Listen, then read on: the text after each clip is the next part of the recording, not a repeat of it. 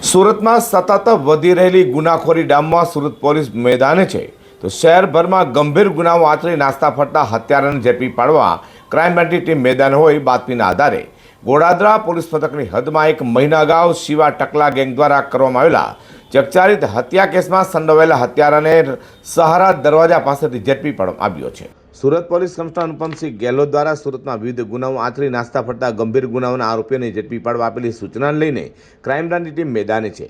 ત્યારે ક્રાઇમ બ્રાન્ચની anti extortion સ્ક્વોડની ટીમને બાતમી મળી હતી કે ગત 1 ડિસેમ્બર 2025ના રોજ ગોડાદરા રાજહંસ ફેબ્રિકો માર્કેટ પાછળ ખવલ્લી ઝાડીમાંથી શોએબ શેખની હત્યા કરેલી લાશ મળી આવી હોય। જે ગુનામાં નાસ્તો ફરતો આરોપી હાલ સહારા દરવાજા પાસે આવવાનો છે। જે માહિતીના આધારે ક્રાઇમ બ્રાન્ચે વોચ ગોઠવી હત્યારા આરોપીઓ મૂળ ઉત્તર પ્રદેશ બાંદા જિલ્લા હાલ ગોડાદરા ખાતેના આસપાસ મંદિર નજીક લક્ષ્મણનગરમાં રહેતા રવિકુમાર સિંહ તેજેલા સિંહ ઠાકોરને ઝડપી પાડ્યો હતો। આરોપીની પૂછપરછ કરતાં તેને કબૂલાત કરી હતી કે શિવા ટકલા તથા જગદીશ, સની કાલિયા, વિકી, અમિત, પવન, મેહુલ, બિપિન અને સાગર સાથે મળી રૂપિયાની લેતી દેતી મામલે શોએબ ફિરોઝ ચાંદ શેખ નામના ઇસામને માર મારી તેની હત્યા કરી ભાગી છૂટ્યા હતા। તો પોતાના ધરપકડ ટાળવા આરોપી પોતાના વતન સુધી ભાગી ગયો હતો।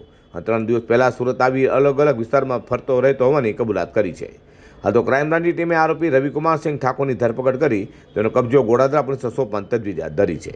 વધુમાં હત્યાકાંડમાં શિવા ટકલા સહિતના હત્યારાઓને પોલીસે ઝડપી પાડ્યા હતા। તો શિવા ટકલાએ પકડવા ગયેલી ક્રાઇમ બ્રાન્ચની ટીમ પર હુમલો કરતા પોલીસે શિવા ટકલાના પગમાં ગોળી પણ મારી પકડી લીધો છે।